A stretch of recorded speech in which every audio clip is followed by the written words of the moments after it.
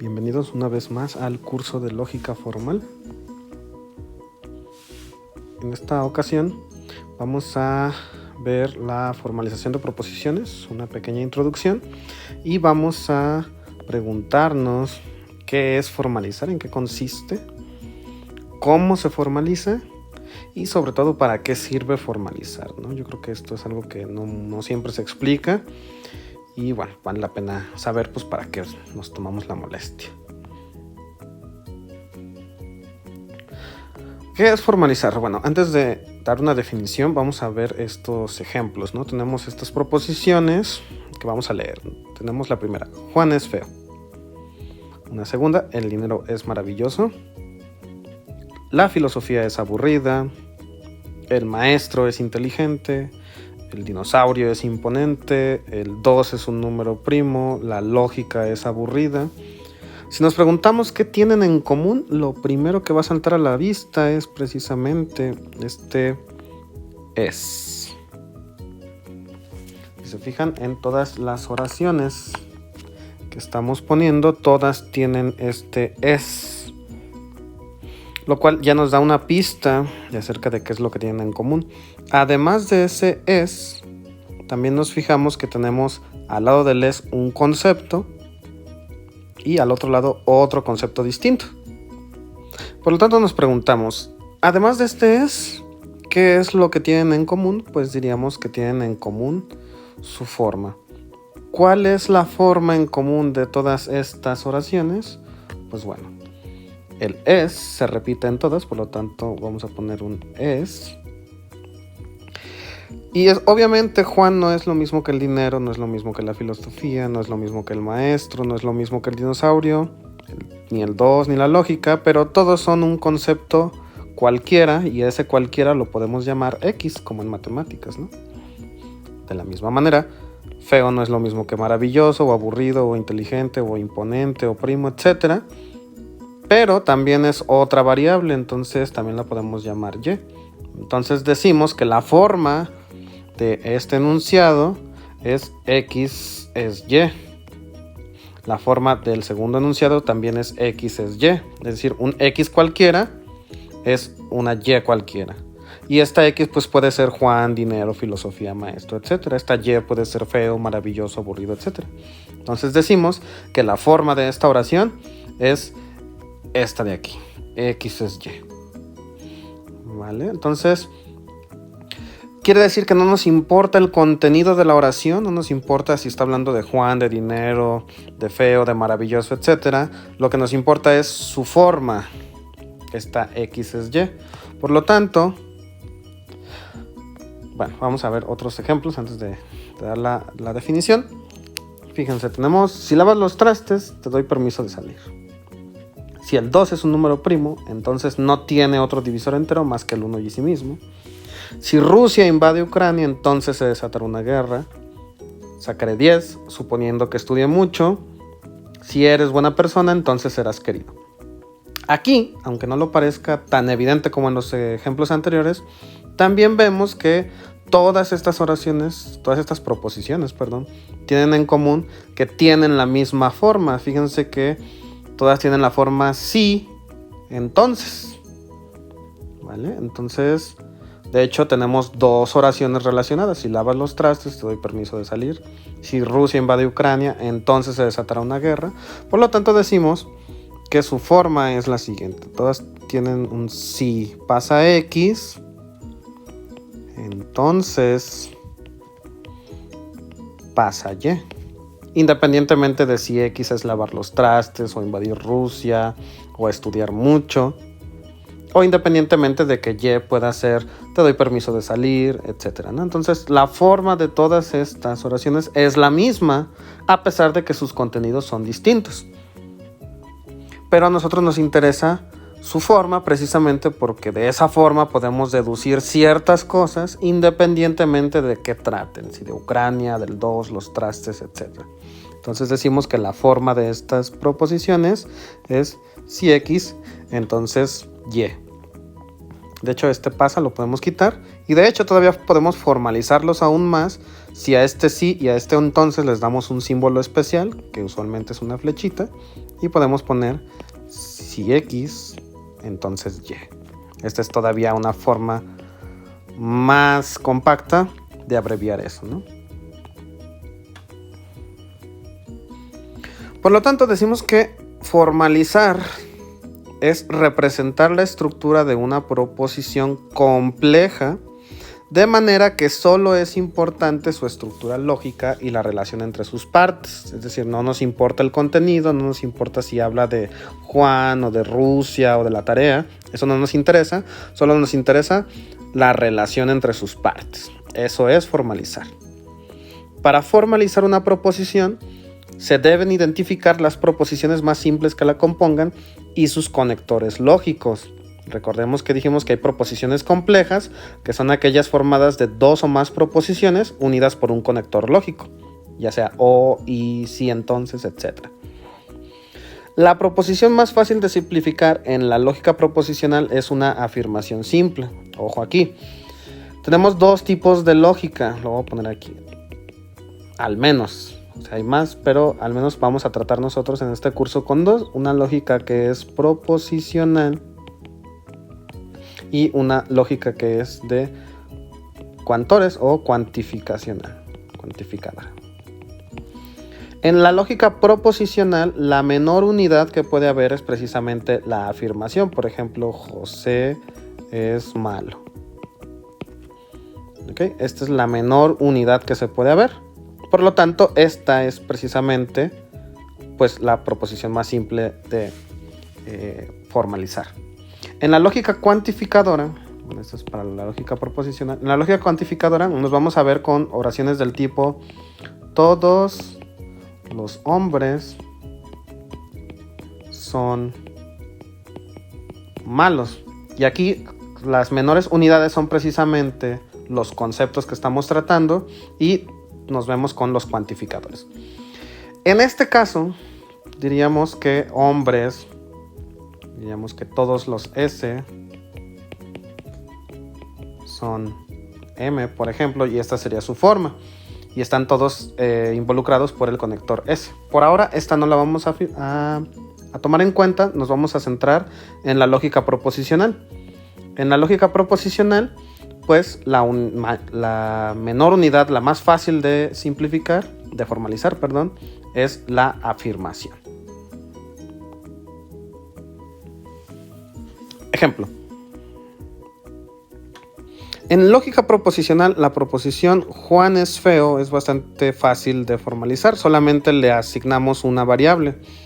Esta variable puede ser cualquier letra o cualquier símbolo. Usualmente las variables que usamos para formalizar estas afirmaciones son la P, la Q, la S y la R. Si se necesitarán más, pues uno siempre puede escoger cualquier letra. Ahora, por convención nosotros podemos darle cualquier letra. Entonces Juan es feo la podemos simplificar solamente diciendo P. Es decir, ¿a qué equivale P? Pues a Juan es feo. ¿Vale? Ahora vamos a ver la segunda. No es cierto que Juan es feo. Fíjense que esta incluye a esta de aquí, ¿no? Entonces ya incluye la proposición P, que dijimos que significa Juan es feo. Si le agrego el no es cierto, pues simplemente puedo decir no es cierto que P. O, de manera equivalente, yo puedo decir con un símbolo especial no es cierto que P. Si Juan es feo, entonces es pobre. Aquí ya tengo otra oración, entonces yo puedo decir P, ya sé que significa Juan es feo. Por lo tanto, puedo hacer una oración, otra proposición Q distinta que significa Juan es pobre. Y por lo tanto, la forma de esta oración será: si Juan es feo, entonces Juan es pobre, que en lenguajes simbólicos se representaría de esta manera: si P, entonces Q. No es cierto que si Juan es feo, entonces es pobre. Fíjense que aquí está ocupando varias, entonces esta se simbolizaría de la siguiente manera. Ya sé que Ya le di una variable a Juan es feo, ya le di una variable a Juan es pobre. Por lo tanto, esto quiere decir, no es cierto que si Juan es feo, entonces Juan es pobre. Juan es feo y es pobre, ya tengo variables declaradas para las dos, por lo tanto P y Q, o en lenguaje simbólico P y Q. Si Juan es feo, pero no es pobre, entonces es médico. Entonces sería, si Juan es feo, pero no es pobre, o sea, y no es pobre, entonces Juan es médico. No tengo una variable para Juan es médico, por lo tanto la voy a declarar. Yo voy a decir que R es Juan es médico. Por lo tanto aquí sería R. Juan es feo, es pobre y es médico. Sería equivalente a Juan es feo y Juan es pobre y Juan es médico. O Juan es pobre, o feo, o médico. Entonces sería o Juan es pobre, o Juan es feo, o Juan es médico. Y estos serían pues algunos ejemplos de cómo se formalizan estas oraciones. Fíjense que todas más o menos tienen las mismas proposiciones, pero sus formas son distintas. En lógica proposicional, es decir, en la lógica en la que la menor unidad es una afirmación, se pueden identificar las proposiciones más básicas, aquellas que no están hechas de otras proposiciones, con una letra o variable, y a los conectores lógicos con símbolos especiales. Por ejemplo, yo puedo decir P significa Juan es minero.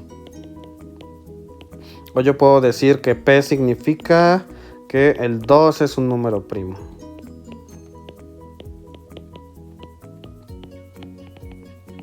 O yo puedo decir que P significa, es decir, P va a significar cualquier proposición que yo quiera, cualquier afirmación.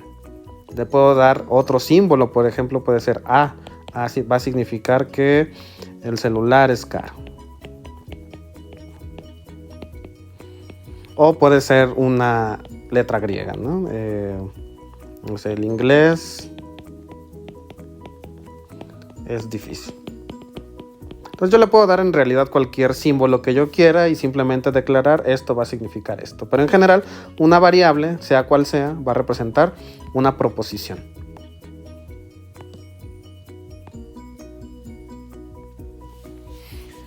Como hay ciertas palabras que se ocupan muy seguido en lógica, a esas palabras, a esos conectores que ya vimos cuáles son, les damos símbolos especiales, ya los habíamos visto. Los conectores lógicos son palabras que se representan por símbolos, porque son tan comunes que conviene representarlas con un símbolo, y se utilizan para negar una proposición simple o para enlazar proposiciones simples. Las más comunes pues es la negación, que en español equivale a un no es cierto que o un es falso que. Su símbolo es esta rayita y pues se representa así, ¿no? Tenemos una proposición afirmativa y pues su negación.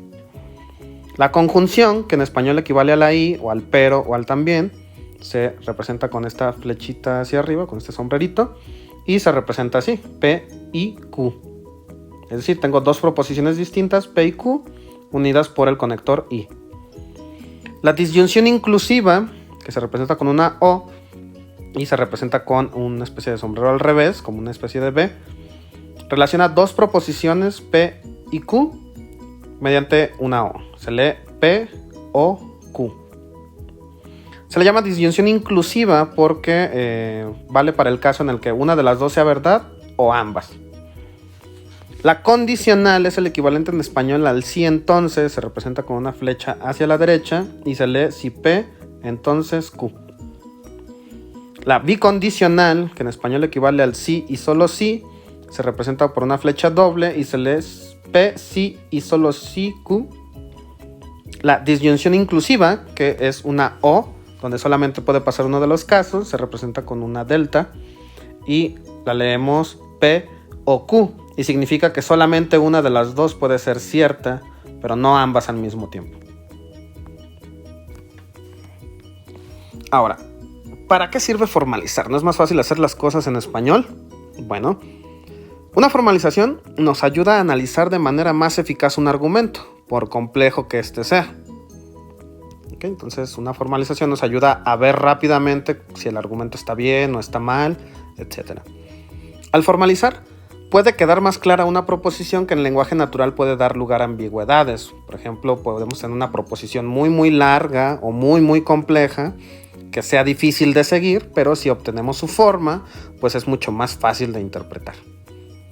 Al formalizar, podemos analizar los valores de verdad de un conjunto de proposiciones, ya que el contenido de la oración no es necesario para tal análisis. Por ejemplo, si queremos saber si un argumento es correcto o no, o la forma de un argumento es correcto o no, pues nos sirve más atender a su forma que al contenido. Entonces, cuando hacemos eso, cuando analizamos el valor de verdad, pues es mucho más fácil hacerlo con simbolitos que con todo el texto en español, o en inglés, o en cualquier idioma real. Ejemplo, dijimos antes que, la formalización nos ayuda a analizar de manera más eficaz un argumento por complejo que éste sea. Vamos a ver. Aquí dice, Aristóteles nació en Estagira y fue tutor de Alejandro Magno, pero si nació en Estagira, fue de nacionalidad macedónica. Por tanto, Aristóteles fue de nacionalidad macedónica. Entonces yo quiero saber si este argumento es correcto o no, entonces me sirve mucho analizar su estructura, ¿no? Entonces digamos, voy a analizar este, voy a decir P es igual a Aristóteles nació en Estagira. Bueno, de hecho lo puedo hacer mucho más fácil. Aristóteles nació en Estagira.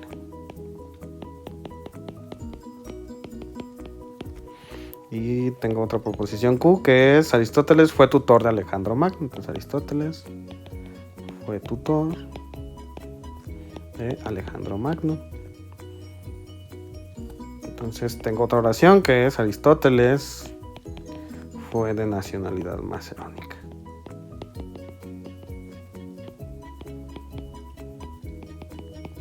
Muy bien, entonces ahora sí puedo proceder a ver cuál es la estructura de esto. Entonces dice Aristóteles nació en Estagira. P, y aquí hay una I, fue tutor de Alejandro Magno, es una Q.